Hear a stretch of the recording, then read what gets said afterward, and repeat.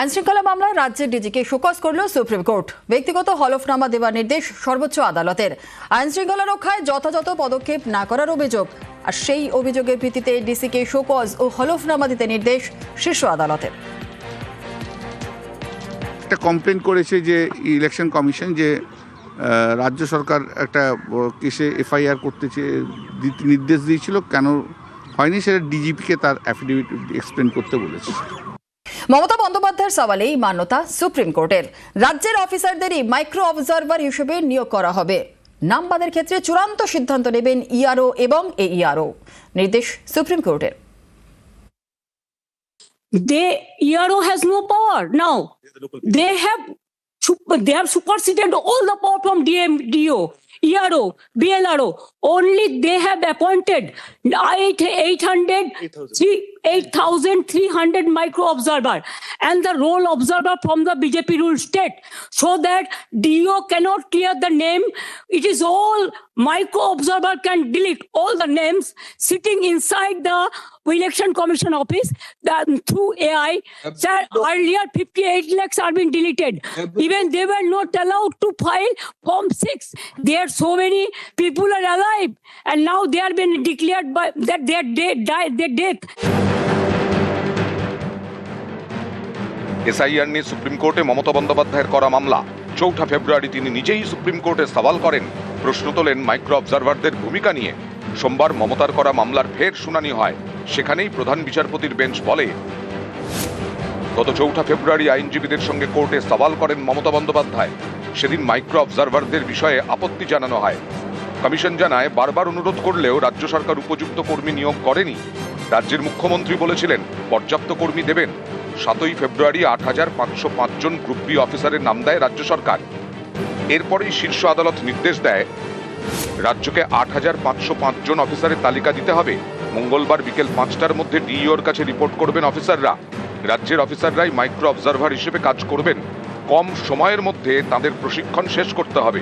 Micro অবজারভাররা কোনো সিদ্ধান্ত নিতে পারবেন না। ইআরও ও এইআরওদের কাজে তারা শুধু সাহায্য করবেন।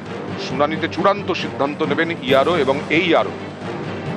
এই যে মাইক্রো অবজারভাররা অ্যাপয়েন্টমেন্ট হবে, তারা সমস্ত ডকুমেন্টসগুলো দেখবে এবং আগে যে হিয়ারিং হয়েছে সেই হিয়ারিংয়েও সব ডকুমেন্টসগুলো দেখবে। এবং কোর্ট বলছে যে না, এদেরকেই নিতে হবে, কারণ এরা লোকাল ল্যাঙ্গুয়েজ জানে। তুমি যে বাইরে থেকে যাকে নিয়ে আসছো ইউপি বিহার থেকে, সে তো আর লোকাল ল্যাঙ্গুয়েজ জানবে না। অতএব লোকাল নামটা কী হবে সেটা তো তারা বলতে পারবে। এটাই তো মেন কন্টেনশন। এবং ডকুমেন্টস দেখে তাদের যে ওপিনিয়ন, তারা তাদের ওপিনিয়ন পেশ করবে, not decision. They will not take any decision.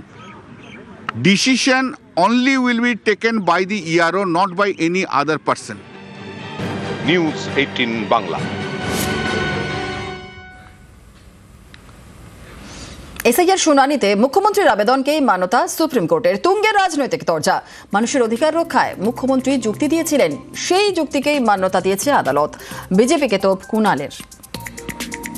এই যে মাইক্রো অবজারভাররা কোনো সিদ্ধান্ত নিতে পারবেন না, কারণ নাম বাদ দিতে পারবেন না, এটা তো প্রথম থেকে মমতা বন্দ্যোপাধ্যায় বলেছেন। আজকে সুপ্রিম কোর্ট সেইটাই বলছেন। অর্থাৎ মাননীয় মমতা বন্দ্যোপাধ্যায় মানুষের অধিকার রক্ষার স্বার্থে যে যে পয়েন্টগুলিতে সুপ্রিম কোর্টের দৃষ্টি আকর্ষণ করেছিলেন, যেগুলির উত্তর নির্বাচন কমিশন দিতে পারছিল না বা দিতে চাইছিল না, সুপ্রিম কোর্টের পর্যবেক্ষণে সেই যুক্তিগুলোই তো মান্যতা পাচ্ছে। বাকিটা আমাদের আইনজীবীরা এবং শীর্ষ নেতৃত্ব অর্ডারের ফাইনাল কপি পেলে তারা সবিস্তারে সেটা বিশ্লেষণ করবেন। ভুয়ো নাম চূড়ান্ত তালিকায় থাকলে ইআরওদের বিরুদ্ধে আদালতে যাওয়ায় ফের হুঁশিয়ারি শুভেন্দুর। মাইক্রো অবজারভারদের পাওয়ার এবং ফাংশন ইলেকশন কমিশন বলেছে, কার্যত এরা ওয়াচারের ভূমিকা নিয়েছেন। নাম তোলা বা খারিজ করার কমপ্লিট পাওয়ার ইআরওদের হাতে। যদি ভুয়া মানে সন্দেহজনক তাকে আপনি অ্যাকসেপ্ট করেন, সেক্ষেত্রে ইআরওদের বিরুদ্ধে আমরাও ফাইনাল ভোটার লিস্ট বেরোনোর পরে কোর্টে যেতে পারি। দুটি আরও অপশান রয়েছে। ইআরওরা যদি ভুয়া নাম রেখে দেয়, আমাদের কাছে যদি তথ্য থাকে, আমরা ডিইওর কাছে আপিল করতে পারবো।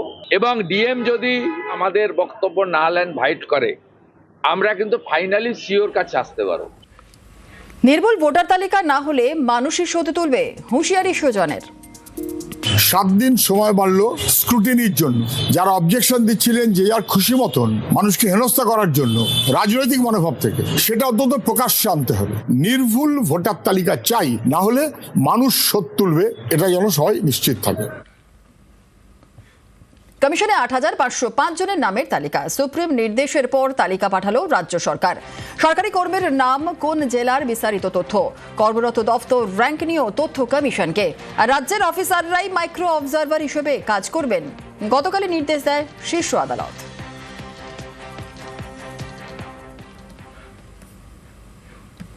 সুপ্রিম নির্দেশের পরই দিল্লিতে সিইও। আজ দিল্লিতে জাতীয় নির্বাচন কমিশনের বৈঠক, আর তাতেই যোগ দিয়ে গতকালই দিল্লিতে রাজ্যের সিইও মনোজ কুমার আগরওয়াল। দিল্লিতে বৈঠকে এসআইআর ও বিধানসভা ভোট নিয়ে আলোচনা হবে। বাংলায় ভোটের দফা নিয়েও বৈঠকে আলোচনা। সুপ্রিম কোর্টের গতকাল শুনানির পরই তড়িঘড়ি দিল্লিতে রাজ্যের সিইও।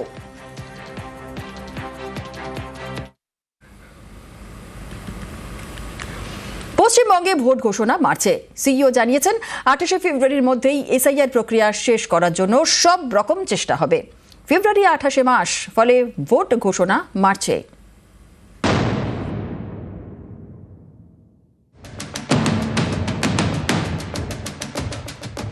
ভোটের দিন কবে ঘোষণা করবে নির্বাচন কমিশন, কবে হবে ভোট, এই সব প্রশ্ন ঘিরে জোর জল্পনা। এরই মধ্যে সোমবার পশ্চিমবঙ্গের মুখ্য নির্বাচনী আধিকারিক জানিয়েছেন 28শে ফেব্রুয়ারির মধ্যে এসআইআর প্রক্রিয়া শেষ করার জন্য সব রকম চেষ্টা করা হবে। না, কাজ তো চলছে, আমাদের কাজ তো চলছেই। মাইক্রো অবজারভার তো হেল্প করবে, আগে তো ওদের ট্রেনিং হবে, তারপরে ওরা হেল্প করবে, কোনো প্রবলেম নেই, কাজ চলবে। ইয়ারও কাজ তো চলবে। বাকি কোথায় আছে শুনানি? খুব বেশি তো বাকি নেই শুনানি। তার মানে 28 তারিখের মধ্যে চূড়ান্ত ভোটার তালিকা প্রকাশ করা সম্ভব হবে? হ্যাঁ, সব চেষ্টা আছে। ফেব্রুয়ারি 28শে মাস, ফলে ভোট ঘোষণা মার্চেই। পশ্চিমবঙ্গের শুনানির শেষ দিন ছিল 7ই ফেব্রুয়ারি, কিন্তু ওই দিনের মধ্যে সব জায়গায় শুনানি শেষ করতে পারেনি কমিশন। তাই সময়সীমা বাড়ানোর জন্য দিল্লিতে চিঠি দেন সিইও। এরই মধ্যে সোমবার সুপ্রিম কোর্টে মমতা বন্দ্যোপাধ্যায়ের করা মামলার শুনানি হয়। শুনানিতে স্ক্রুটিনির জন্য ন্যূনতম আরও 7 দিন সময় দিয়েছে শীর্ষ আদালত, অর্থাৎ চূড়ান্ত ভোটার তালিকা প্রকাশ করার দিনও পিছোচ্ছে। খসড়া তালিকা বেরোনোর পর যুক্তিগ্রাহ্য তথ্য বিভ্রাটের তালিকা ধরে ভোটারদের হিয়ারিংয়ে ডাকছে নির্বাচন কমিশন। এই তালিকায় নাম রয়েছে প্রায় 1 কোটি ভোটারের। রোজই রাজ্যে নানা প্রান্তের শুনানি কেন্দ্রে দীর্ঘ লাইন। এই পরিস্থিতিতে সংশয় দেখা দেয় আদৌ শুনানির সময় শেষ হবে কিনা। শনিবার যেদিন শুনানি শেষ হওয়ার কথা ছিল, সেদিনই সিইও দপ্তর জানিয়ে দেয় বেশ কয়েকটি বিধানসভা কেন্দ্রে শুনানি বাকি। তাই শুনানির জন্য আরও 7 দিন সময় চায় সিইও দপ্তর। এই শুনানির সময়সীমা পিছলে অন্যান্য সব ডেডলাইনও পিছবে। এরই মধ্যে দিন সুপ্রিম কোর্ট চূড়ান্ত ভোটার তালিকা প্রকাশে আরও অন্তত 7 দিন সময়সীমা বাড়িয়েছে। এদিকে এদিনই সিইও জানিয়েছেন এসআইআর এর সব কাজ 28শে ফেব্রুয়ারির মধ্যে শেষ করার চেষ্টা হবে। এতেই স্পষ্ট পশ্চিমবঙ্গে বিধানসভা ভোটের ঘোষণা হবে মার্চে। নিউজ 18 বাংলা। এসআইআর এর নাম বাদ দিতে হলে ফর্ম 7 জমা করতে হয়। আর এই ফর্ম 7 কি পদ্মের হাতিয়ার? পাল্টা ময়দানে তৃণমূল।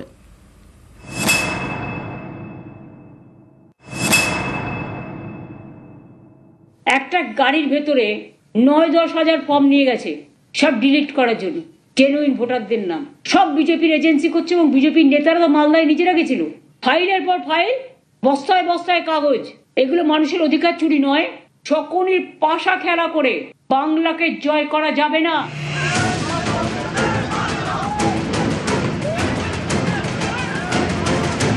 ফর্ম 7 এ নিয়েও তৃণমূল বিজেপি চর্চা তুঙ্গে। শুরু থেকেই পদ্ম শিবির ফর্ম 7 এ শান দিয়েছে।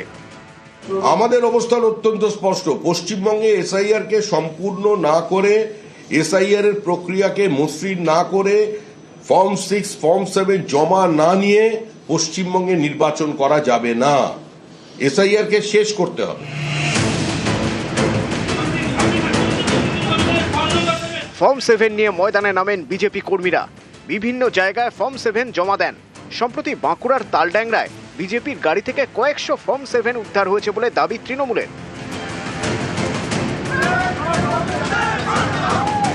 ফর্ম 7 জমা দেওয়া নিয়ে বিভিন্ন জেলায় বিজেপি তৃণমূল অশান্তিও হয়।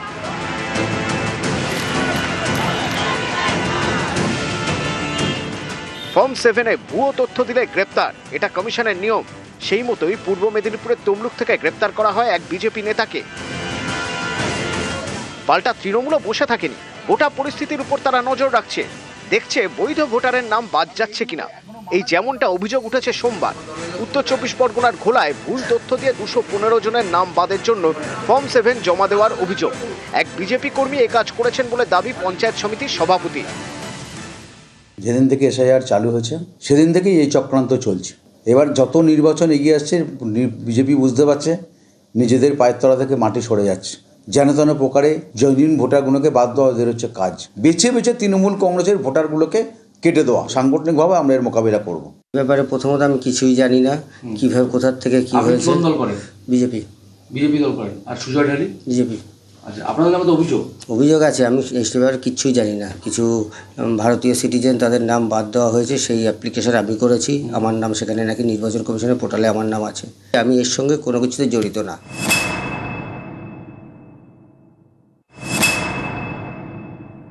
হাজার হাজার ফর্ম 7 গাড়ি থেকে, বিজেপির গাড়ি থেকে উদ্ধার হচ্ছে। তৃণমূলের ভোটার পেলেই তাদের নাম উড়িয়ে দেওয়ার জন্য ফর্ম 7কে ব্যবহার করছে। ফলে তাদের কর্মীরা, তাদের তো বাইরে থেকে অনেক কর্মী আনছে। আবার জনগণের সঙ্গে সম্পর্ক নেই।